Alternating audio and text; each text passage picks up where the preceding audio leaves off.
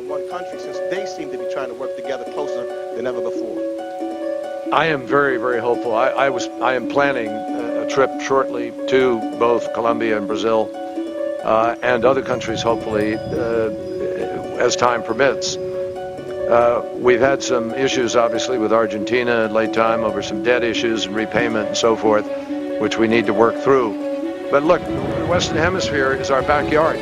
It's critical to us. Too often, countries in the Western Hemisphere think that the United States doesn't pay enough attention to them, and on occasion, it's probably been true.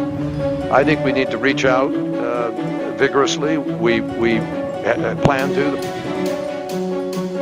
Bueno, hoy comenzamos con un nuevo video sobre la doctrina de Monroe, creada por Estados Unidos hace casi 200 años para proteger al continente latinoamericano, y que acabó convirtiéndose en una frase muy polémica diciendo: América Latina es el patio trasero de Washington. América Latina para los americanos es la frase que resume una de las políticas exteriores más antiguas y emblemáticas de Estados Unidos, de la que se cumplen casi 200 años, la doctrina Monroe. La expuso el 2 de diciembre de 1823 el presidente James Monroe, en 1817 y en 1825, en un discurso ante el Congreso de Estados Unidos. En un mensaje, Monroe lanzó una advertencia a la potencia europea para que se mantuviera fuera del continente americano. Aquellos eran los años posteriores a la independencia que ganaron las naciones americanas frente a las monarquías de España, Francia y hasta Portugal. Los continentes americanos, por la condición de libres e independientes que han asumido y mantienen, no deben ser consideradas un adelanto sujeto de futura colonización por ninguna potencia europea, dijo Monroe ante el Congreso de su país. Y pues afirmó que cualquier intervención sería tomada como una agresión al propio Estados Unidos, y aseguró que su país no se involucraría en ninguna disputa de Europa. Pero más allá de verse como un gesto solidario hacia otros países en la región, la doctrina que expuso el mandatario derivó en una política expansionista y de producción de los intereses económicos de Estados Unidos en el hemisferio occidental y también en el occidental. El significado de la doctrina Monroe ha variado constantemente desde que el presidente Monroe la anunció en su discurso de ese congreso en 1823. Las discrepancias varían dependiendo de cómo individuos específicos han interpretado la doctrina en los últimos 200 años. La explicación que dan los especialistas de la historia en Estados Unidos dan que ese nombre, la doctrina Monroe, en los últimos 2 siglos ha habido numerosas intervenciones políticas, militares y económicas estadounidenses en América Latina, que por ello llegó a ser considerada como el patio trasero de Estados Unidos o de Washington. Ahora continuamos con por qué surgió esta doctrina. El discurso del presidente Monroe se dio pocos años después de que en Europa se formara la llamada Santa Alianza en 1815 entre los imperios de Rusia, Austria y Prusia, que tenía como objetivo la defensa de las monarquías absolutas y la lucha contra los movimientos revolucionarios.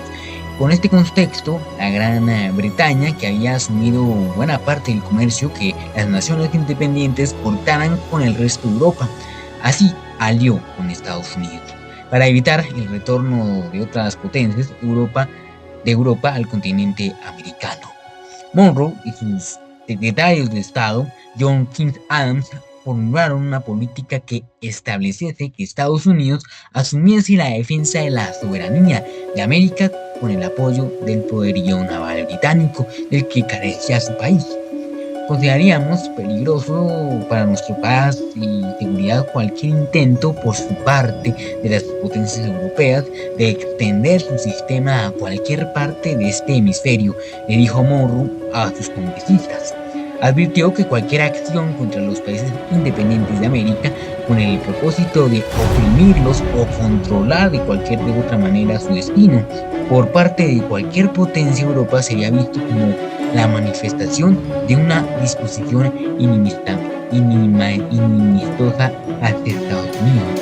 Para el profesor Alex Brine, esta declaración en su forma más pura es una proclamación en la que la afirmación de Estados Unidos considerará cualquiera nueva conexión de los continentes como una amenaza para sus intereses nacionales.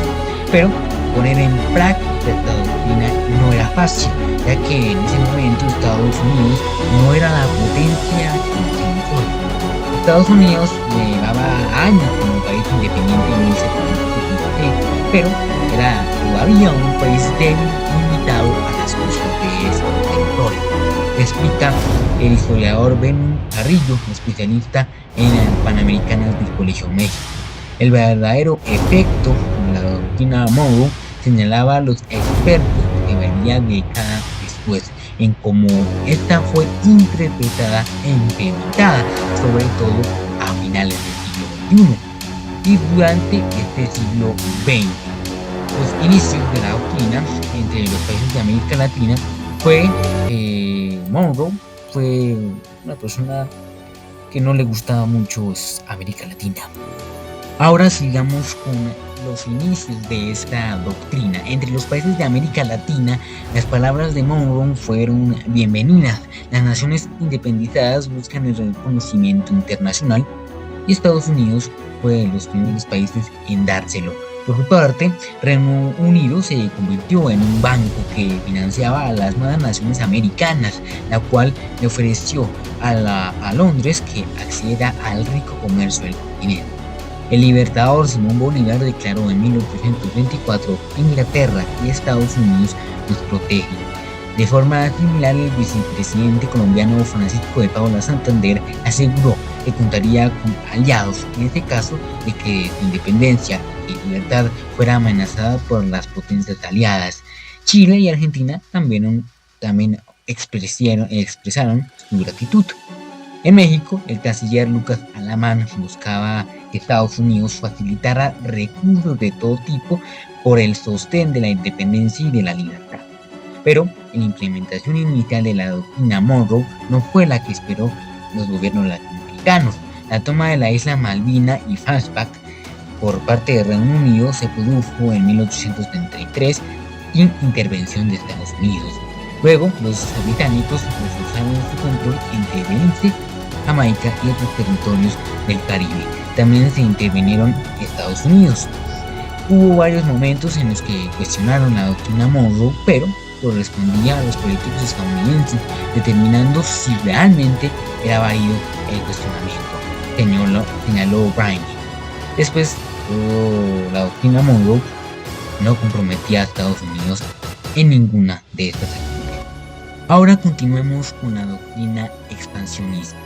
Fue el presidente James Polk, que fue presidente de Estados Unidos en 1845 a 1849, el que dio una primera reinterpretación a la doctrina como una política de expansión de Estados Unidos, que señalaba el mismo Carrillo. Washington ejecutó la invasión de México, por la que este país fue obligado a ceder el 55% de su territorio en 1841.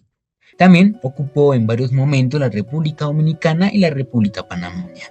El caso de la intervención mexicana en México en 1862 y en 1867, mediante la cual Napoleón III instauró un imperio efímero con el que apoyó en los conservadores mexicanos, fue otra prueba de que el espíritu original de la doctrina Monroe no era adoptado uniformemente. Estados Unidos no mostró mayor oposición. El hecho de que ese periodo coincidiera en la Guerra Civil estadounidense, que sucedió en 1862 a 1865, limitó en una gran medida el apoyo de Washington al gobierno liberal de Benito Juárez. Estados Unidos no tuvo poder para aplicar la doctrina durante la mayor parte del siglo XIX, considerando Brine. El presidente Rutherford James, que fue presidente de 1877 a 1881, también hizo su propia interpretación en la doctrina Monroe. cuando declaró el Centroamérica y el Caribe como región de influencia exclusiva de Estados Unidos. Por ese entonces ya era clave el control de Nicaragua y Panamá como pasos estratégicos para el comercio entre el Pacífico y el Atlántico.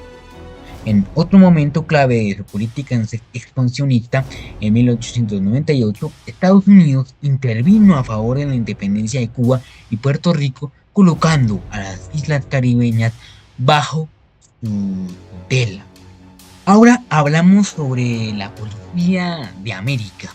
Estados Unidos también había mediado a fines del siglo XIX en el conflicto entre Venezuela y Reino Unido por la colonia británica de Guayana, actual Guayana. Y en 1903 Washington, medio de una nueva para por fin el bloqueo naval para los británicos, impusieron a Venezuela por el pago de unas deudas. Fue entonces cuando el presidente Theodore Roosevelt, que fue presidente en 1901 a 1909, estableció un nuevo corolario para la doctrina de Monroe.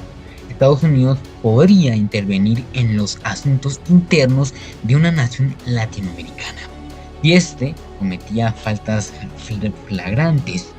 En las décadas posteriores ya esa fuerza militar y económica que lo convirtió en una potencia mundial, Estados Unidos se erigía como la policía americana con el pretexto de resguardar el continente, y Washington llegaría a cabo una 30 de intervenciones en los países de América Latina. Pero las dos guerras mundiales, Estados Unidos ejerció una mayor control del continente para evitar la influencia de las potencias enemigas, y durante la Guerra Fría los diferentes presidentes de Estados Unidos invocaron el peligro comunista para justificar sus numerosas intervenciones en América Latina. Se hablaba de muchas doctrinas, de Truman, Kennedy, Washington, pero desde la lectura más panorámica, todos son reinterpretaciones de la doctrina Monroe. Esto considerado que Monroe cambió muchas veces. Ahora vamos a hablar sobre cómo si sigue vigente esta doctrina Monroe.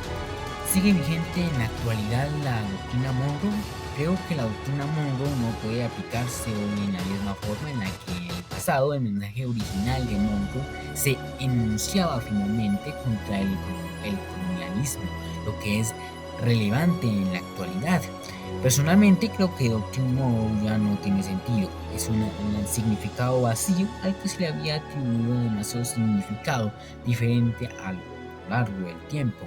Sin embargo, consideran que la idea que dio origen a la doctrina Monroe sigue vigente. Estados Unidos sigue teniendo un papel preponderante respecto a sus vecinos.